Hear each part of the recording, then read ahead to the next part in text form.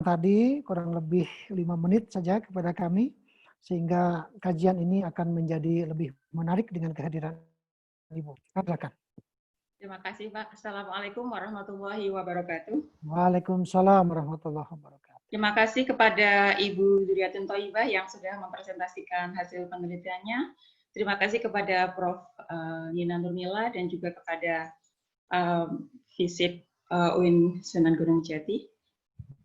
Saya hanya akan membagi sedikit tentang disertasi saya yang menulis hampir mirip atau ada potongan arsiran atau hubungan dengan apa yang disampaikan oleh narasumber.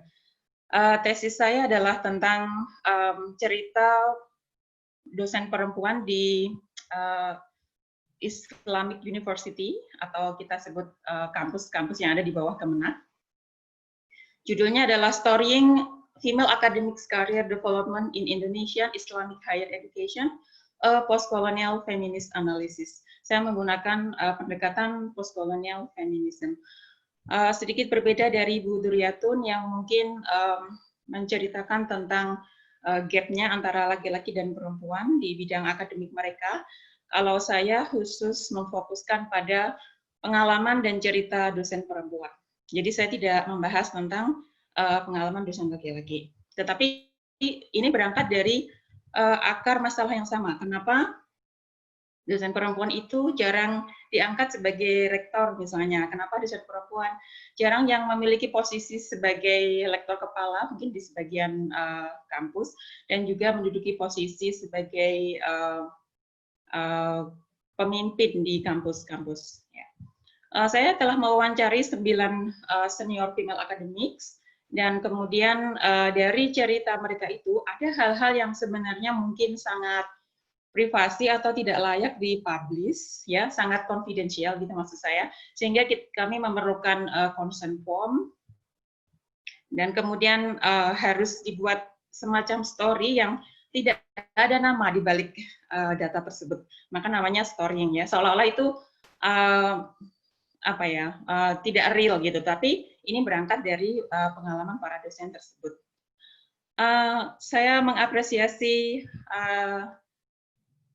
penelitian semacam yang dilakukan oleh Bu Duria dan juga Prof. Nina Nurmila, dan saya berharap dengan adanya penelitian semacam ini akan mengubah sedikit atau mungkin banyak posisi perempuan di akademia. Karena menurut teori dan juga praktek bahwa selama ini perempuan itu dianggap sebagai other, sebagai yang lain, dan mereka dianggap tidak, seolah-olah tidak eksis gitu. Padahal secara kualitas mereka juga mungkin tidak akan kalah dengan laki-laki. Nah, dalam tesis saya ini ada 3 poin penting yang saya sampaikan. Yang pertama adalah pengalaman bagaimana mereka mendefinisikan sukses. Karena sukses itu sangat subjektif, ada dimensi yang objektif dan ada dimensi yang subjektif. Dan bagi perempuan Indonesia mungkin kesuksesan mereka biasanya terkait dengan family. Ya. Kemudian yang kedua adalah pengalaman dosen perempuan, bagaimana mereka menangani masalah hard time atau saat-saat sulit ketika new managerialism itu diimplementasikan. New managerialism ini adalah bagian dari neoliberalisme saya kira, ya, tapi dalam tataran manajemen. Nah, saya kira Pak Asep ini paham soal new managerialism. Kemudian yang terakhir adalah bagaimana cara mereka mengatasi ketika hard time itu dialami oleh mereka. Ya, jadi ada salah satu contoh, misalnya mereka adalah para feminis yang tidak suka seandainya di dalam kampus itu ada pemilihan yang memilih laki-laki yang tidak sesuai, seharusnya tidak dipilih, tapi malah dipilih, kemudian perempuan yang seharusnya mempunyai kapasitas lebih baik tidak dipilih.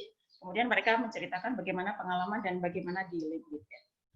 Ya, saya kira saya share seperti itu saja. Mungkin